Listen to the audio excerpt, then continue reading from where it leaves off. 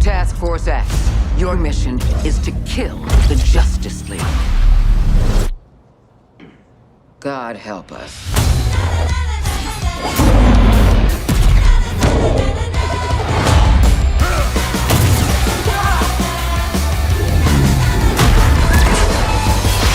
You all finished with the fashion show?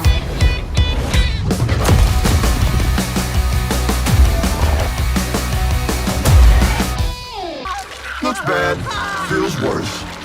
But once you've been enhanced, there's no going back. Outstanding. When you face off against the most iconic characters in all of superherodom and the Justice League, it's by many people's definition an impossible task. You're searching for stragglers, augmenting Brainiac's army. The Shard gets it. The stakes that Rocksteady sets, the challenges they heap upon you as a player. Time to rally up with Brainiac. Ready to make the leap? You know immediately, like, this is the tallest task I will ever take on in a video game. Flash! Brainiac wondered how you got off the ship. Speedster secret. The League doesn't leave anyone behind. Let's make you right, buddy. You know, that's just what I was gonna say. You're gonna be fighting the Justice League. Hey, Metropolis! There's nothing more high stakes than the boss battles we have in this game. These are gods like Green Lantern, Batman, Superman, The Flash. So, what's the plan? At that point, the game really opens up. We start to see players look at their weaponry and really ask the question of, like, how am I gonna kill the Justice League? Yeah, looking forward to killing the Justice League and all, but, well, you know, these guns are a bit shit. No offense. Then head northwest. That's the last known of a Gotham arms dealer who's dug into Metropolis. Oswald Cobblepot. The freaking Penguin! You want to last more than 10 seconds against the League?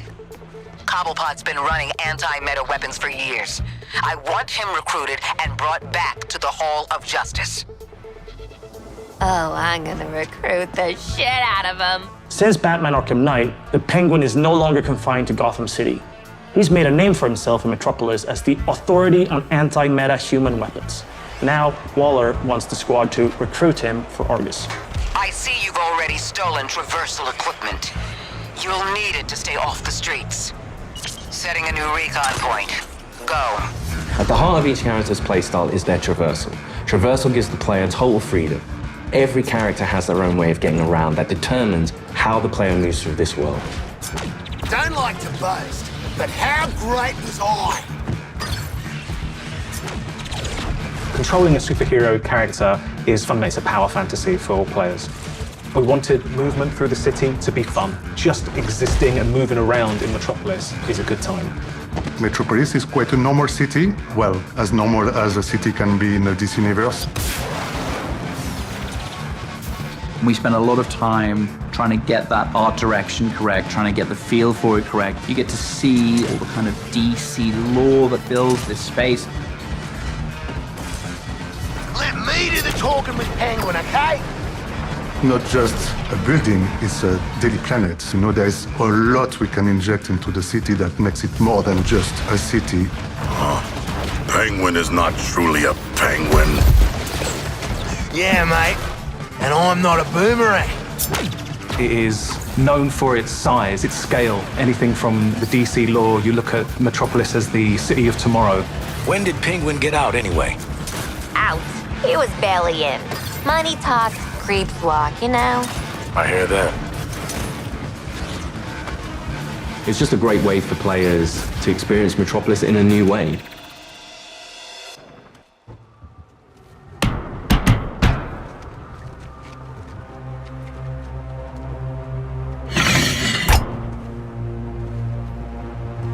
G'day, Pengo.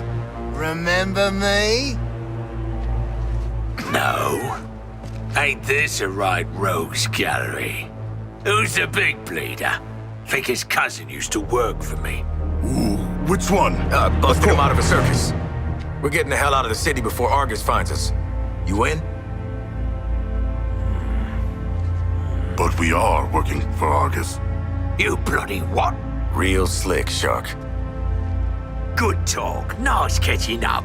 Give my regards to the locals.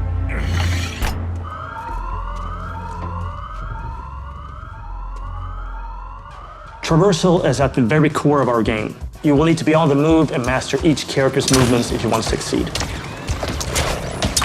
Harley's grapple is made to let her take advantage of the environment to quickly get out of troublesome situations. Or she can use it to quickly close the distance to introduce them to her baseball bat. Swinging from the background lets her circumvent the troopers' shields and flank them. It can also let her catapult herself into the air to shoot the corrupted from above. Now that you've seen some of Harley's combat in this scene, let's explore the rest of the squad's unique playstyles in other encounters. Captain Boomerang uses a mix between sniper rifles, SMGs, and shotguns. What's cracking? Each character has an iconic melee attack that can be used to create what we call juggle kills, and also break enemies' shields. Juggling an enemy with a melee attack means they take guaranteed critical hits from all guns for a short period after. Shoot enemies in their legs, and then close the distance to do a shield harvesting strike to get some shield back. Let's shift focus to King Shark. Cause to celebrate! King Shark is literally death from above, which he gladly shows with his Atlantean drop attack. He's the character that can take the most punishment. Heavy weapons, assault rifles and shotguns, and his trusted cleavers, sickles and combat knives for some brawling action. For the bigger enemies, each character gets a super powerful single target attack.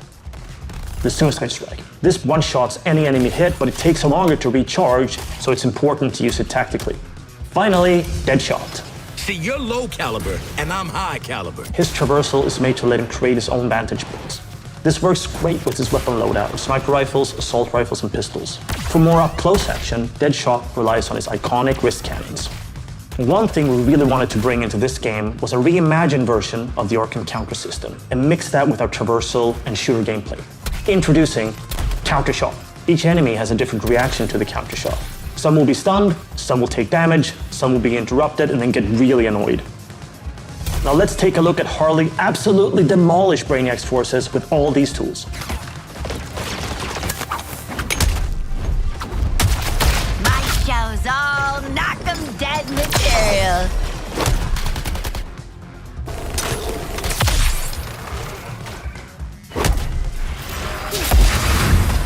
Oswald Cobblepot, my man, do we have a job for you? Tell him, Quinn. You're making guns for us now, Bird Brain. Thanks for joining us for episode 1 of Suicide Squad Insider. What? I'd already started, so I followed through. In the months leading up to our launch on February 2nd, 2024, we're looking forward to sharing more details and insights about Suicide Squad Kill the Justice League.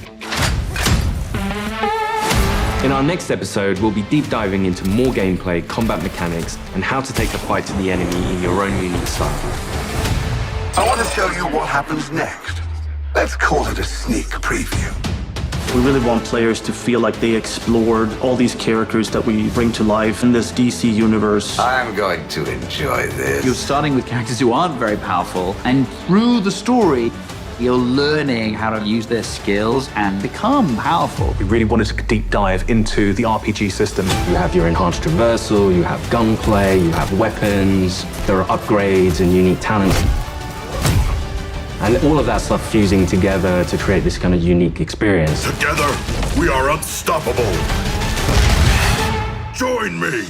Are you kidding? Too soon.